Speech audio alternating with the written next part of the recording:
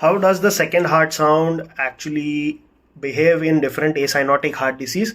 So in ASD, the S2 is fixed split, and the split of the S2 is fixed throughout the respiratory cycles, while in VSD it has a variable split S2, and in PDA there is reversal of the S2 split in patients.